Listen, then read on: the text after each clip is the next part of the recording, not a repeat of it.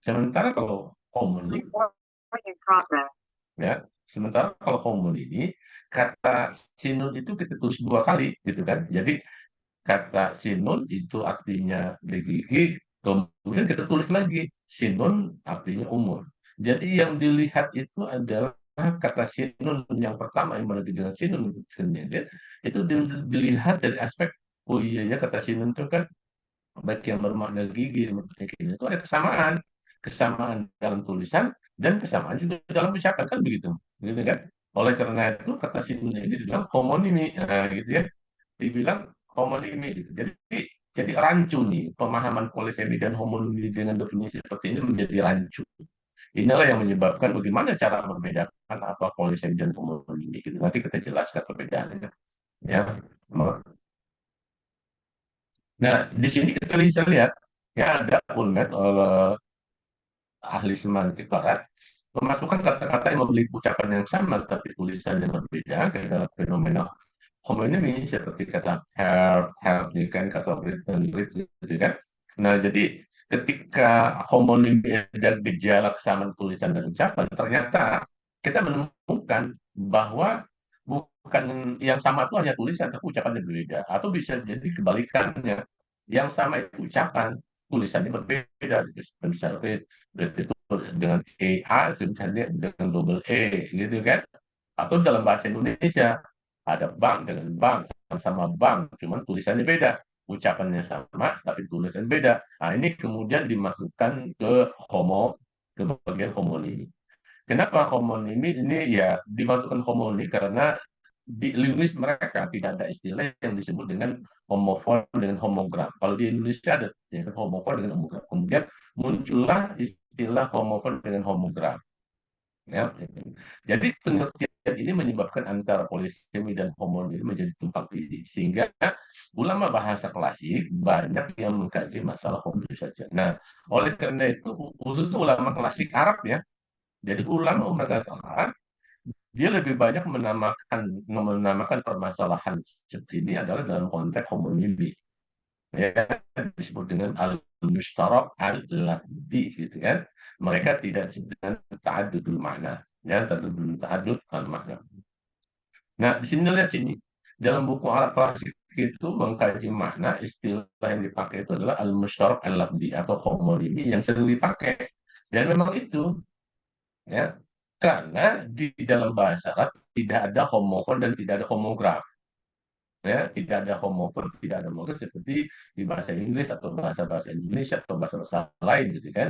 Di bahasa Arab itu tidak ada homofon dan homograf, makanya mereka lebih menjaga al musyarak lagi gitu, sebab ya polisen itu kan sebetulnya dilihat dari lafadznya aja, bukan dari maknanya, dilihat dari lafadznya tulisannya sama, ucapan juga sama, ya. Maka dari itu di dalam bahasa Arab itu tidak ada, ya, mohon tidak ada koma, selalu tulisannya sama, nggak ada yang berbeda, ucapannya juga pasti juga berbeda gitu, ya, ucapannya juga pasti berbeda.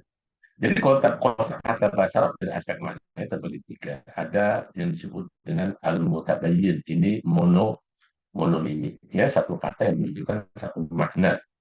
Kemudian ada yang disebut dengan at-taraduf sinonim, banyak kata menunjukkan satu makna. Kemudian ada al-mustarak ladzi, satu kata menunjukkan lebih dari satu makna. Lihat sih, ya.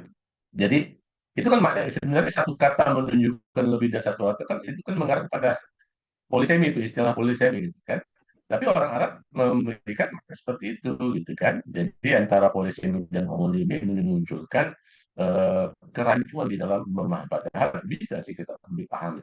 Jadi yang menjadi perhatian dari kajian semantik ini yang kedua dan ketiga. Jadi at-tarawud al-musyarak.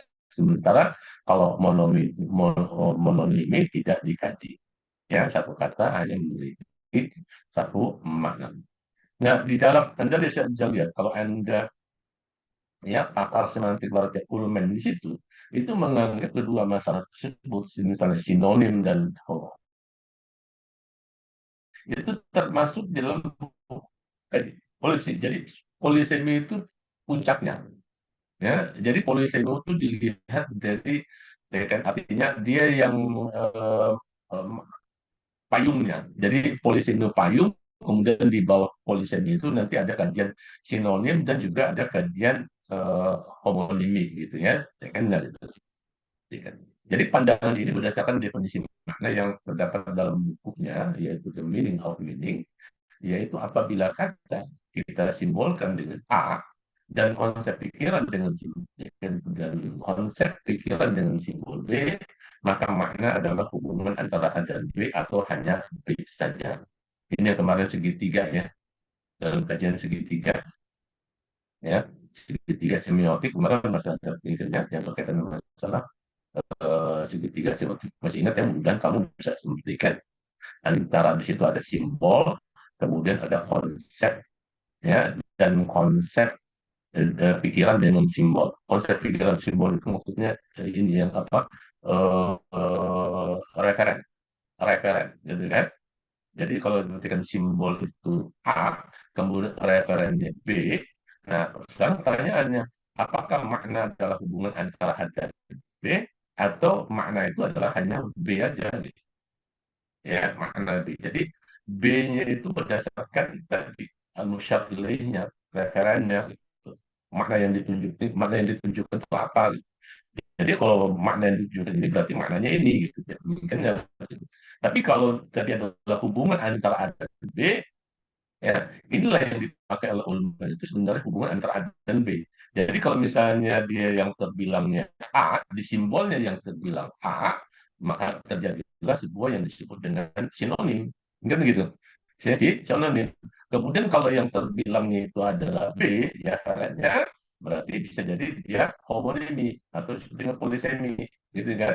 Jadi homonimi ini kan ya, makanya disebut dengan ya kan, yang terkena apa? Karena yang terbilangnya di referennya ya, kan. Ini Pak Kulman itu melihat berdasarkan tadi semiotik ya, kemarin yang kita kaji dalam hubungannya dengan modal dengan semiotik atau teori semiotik ya, teori yang disebut dengan teori apa, detonation gitu, isyariat, teori al isyariat ya, dalam konteks istilah Arab adalah teori isyar, teori isyariat. Nah, berdasarkan definisi kedua tadi, kalau kita lihat yang kedua sinonim tidak termasuk dalam polisemi. Kalau yang kedua itu maksudnya makna adalah B-nya saja gitu. Ya, makna adalah ada B saja. Kalau tadi misalnya tadi yang kedua itu maksudnya yang ini, makna hanya B aja. Jadi kalau makna hanyalah B, artinya simbol sama dengan B, B saja gitu menunjukkan B, berarti itu sinonim nggak termasuk tuh, gitu kan? Ya, tidak termasuk dalam pernikahannya. Sinonim tidak termasuk dalam polisemi. Karena tadi payungnya adalah polisemi. Karena makna adalah konsep pikiran, dan konsep pikiran dalam sinonim adalah satu. Bila konsep pikiran tidak terbilang, maka makna tidak terbilang juga. Jadi kalau misalnya tadi A sama dengan B, kalau B-nya tidak terbilang, ya berarti konsep maknanya cuma satu, gitu kan? Nah, sehingga tidak masuk bagian ortogonis. Nah, sementara yang berdasarkan definisi yang pertama tadi, yang ini tadi, yang kedua bahwa makna, ya, apakah makna adalah hubungan antara A dan B? Nah, ini yang kedua tadi. Jadi berdasarkan sinonim masuk ke dalam polisi ini. Sinonim masuk ke dalam kajian polisi tadi payungnya. Kenapa? Karena makna adalah hubungan antara simbol dan pikiran. Keterbilangan maknanya tergantung pada keterbilangan hubungan antara kata dan referensi. Dan keterbilangan hubungan tergantung kepada keterbilangan salah satu sisi. Apabila yang terbilang itu adalah A, maka dia termasuk sinonim kan. Kalau yang terbilang itu adalah B, maka termasuk homonimi, gitu ya. Tidak mau homonimi, gitu. Jadi pandangan terakhir inilah yang dipilih oleh Ullmann, sehingga dia menganalisis masalah homonimi dan sinonim itu secara berdampingan.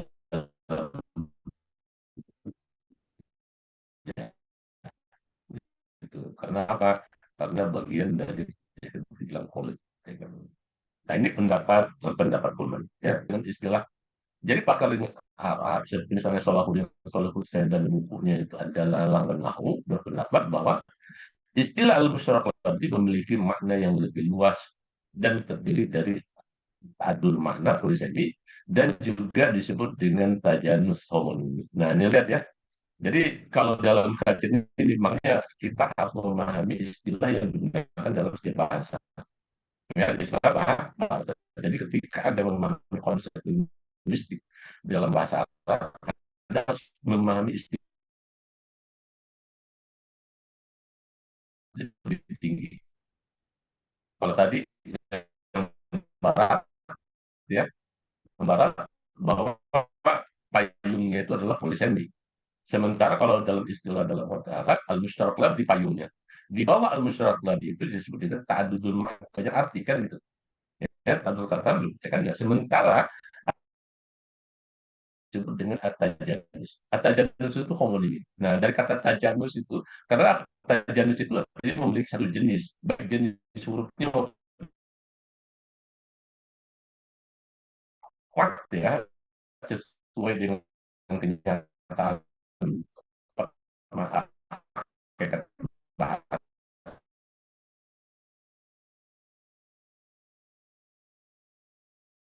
homonim gitu ya.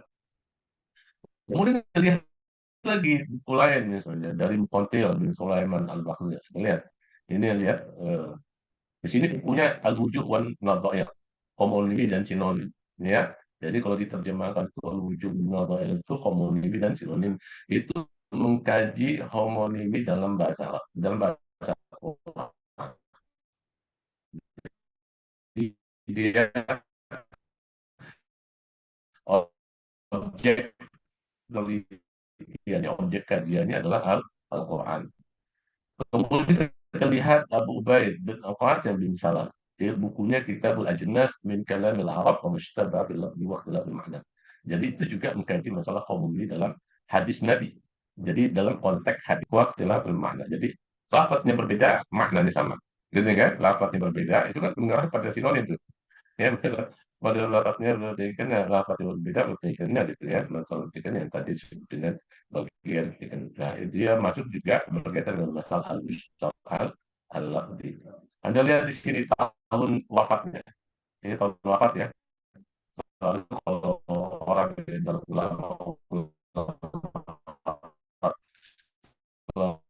lalu yang dicantumkan itu adalah tanggal tahun wafatnya, ya bukan tanggal lahir. Jadi kan 150 Hijriah berarti masih ya abad kedua Hijriah itu. Di sini udah abad ketiga 1224 Hijriah.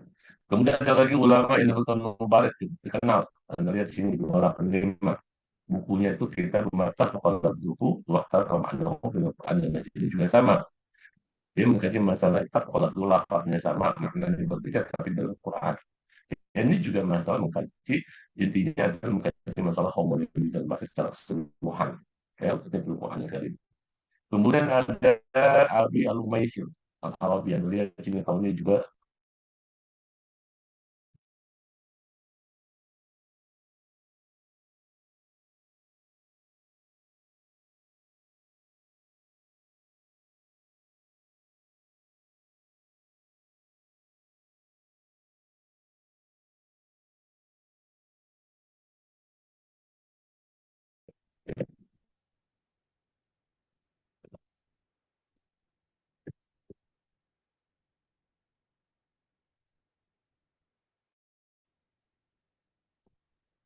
nah itu ya. Jadi kalau kita melihat apa yang dikaji oleh ulama-ulama Arab dulu, mereka sudah mengkaji masalah ini. Cuman mereka lebih banyak menjudulkan bukunya itu Al-Mushtarak Lafzi.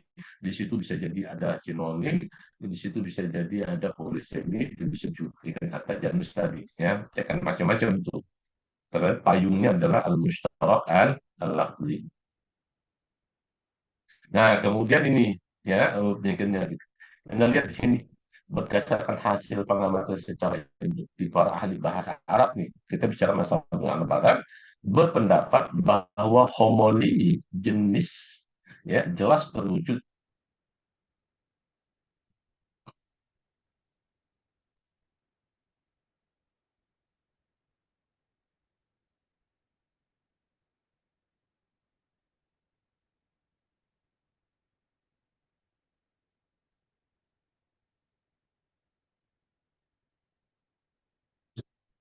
bahwa homonim ini jelas terwujud ketika sebuah kata menunjukkan lebih dari satu makna tanpa melihat.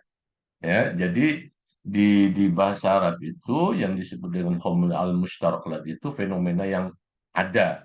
Ya, semua dibilang al-mushtarak tanpa melihat, bisa lihat, ya, untuk menunjukkan lebih dari satu makna tanpa melihat pertama apakah ada hubungan antara dua makna atau tidak, ya, apakah ada hubungan dua makna atau tidak, pokoknya ini kan jadi al-mushtarak al-lafzi, begitu kan, sini demikiannya. Kemudian yang kedua, ya, apakah kedua maknanya saling bertolak belakang atau tidak, gitu kan, seperti kata kan farul jabal, ya, apakah dia mendaki atau menurun gunung.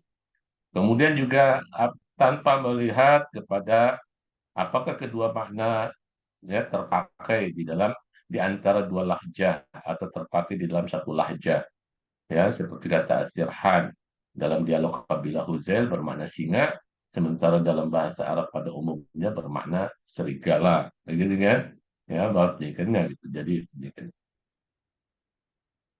Kemudian yang keempat, tanpa melihat apakah satu makna, ya, terpakai dalam pola tertentu sementara makna lainnya terpakai dalam pola yang lain, semua disebut dengan homo al-mushtarak al-lafzi, seperti misalnya kata ajam. Kata ajam ini pola kata kerja, ya.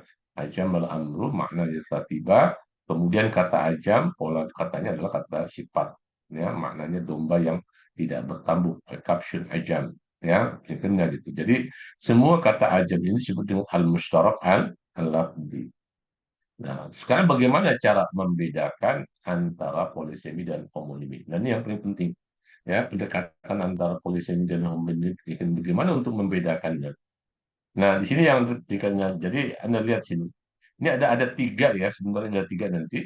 Di sini kita lihat, apabila kata homonimi memiliki ucapan yang sama, namun tulisannya berbeda, maka ucapannya sama, tulisannya berbeda, maka kata-kata tersebut bagian dari homonimi. Ya, bagian dari homo, kita tidak bisa menyebut dia polisemi, homonimi, ya. Ya, jadi seperti kata si, ya, si yang artinya laut atau si dalam arti melihat. Ini kalau di dalam bahasa Indonesia, ucapan yang sama ini, ya, ucapan sama seperti kayak bank. Bank itu kakak, bank itu adalah, ya, simpan uang, ya, atau mendapatkan uang, bank, gitu kan. Tulisannya beda, tapi ucapannya sama, yang begini.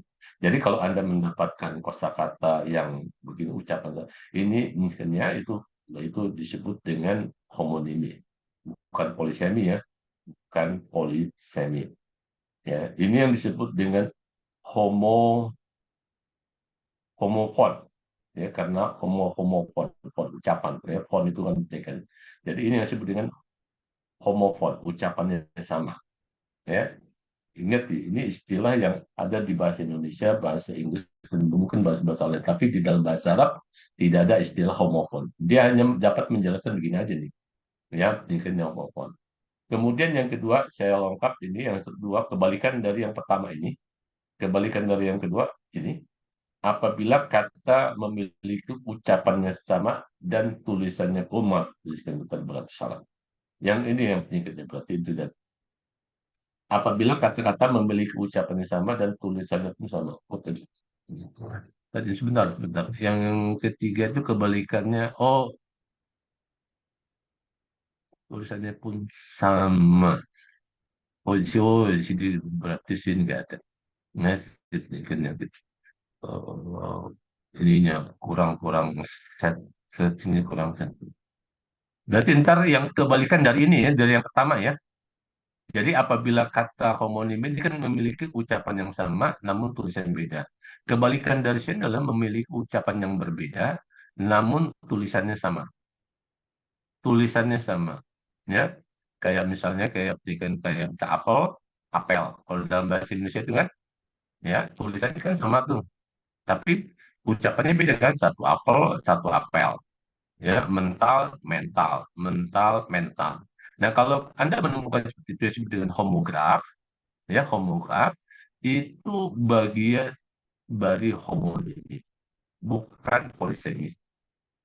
Ya, udah pasti itu udah pasti ya. Yang seperti itu udah pasti. Ya, baik ucapan yang sama atau tulisannya berbeda, itu yang disebut dengan homofon homograf lah, istilahnya gitu ya. Itu pasti homonimi, bukan polisemi. Nah, yang jadi masalah itu adalah bagaimana yang apabila kata memiliki ucapan sama dan tulisan sama. Inilah yang jadi masalah. Ya. Jadi permasalahannya apakah kalau ucapannya sama, tulisannya sama ini, apakah dia polisemi atau homonimi? Ini permasalahannya ada di sini. Permasalahannya ada di sini. Maka dari itu untuk menjawab ini apakah polisemi dan ini kita melihat di linguis Barat, ya, termasuk juga di linguis Arab, ya, Arab atau Barat, dia memberikan, ya, walaupun dia menjelaskan polisemi mana begini, homo begini gitu. Tapi ketika dia mendapatkan hal yang sama seperti ini, apakah ini polisemi atau ini? Nah, disinilah kita lihat ada kriterianya, kriterianya gitu ya. Yang pertama di sini apabila tidak ada hubungan makna, Anda lihat tidak ada hubungan makna di antara dua makna termasuk